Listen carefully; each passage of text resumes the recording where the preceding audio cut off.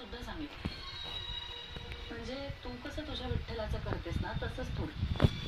रुक्मिणीची मूर्ती साकेत, नक्की काय साकेतच्या मनात? मीरा, माझा फोन आला ना की एवढा वेळ नको लावत जाऊस. साकेत अरे पण फोन घ्यायला वेळ लागला म्हणजे मी काहीतरी कामात असेल ना. तू समजून घे ना जरा, मी काय मुद्दाम नाही करत. मीरा, तू आज माझ्याशी वेगळंच बोलतेस असं वाटत नाहीये तुला? सानिका डोकावते तुझ्या बोलण्यात.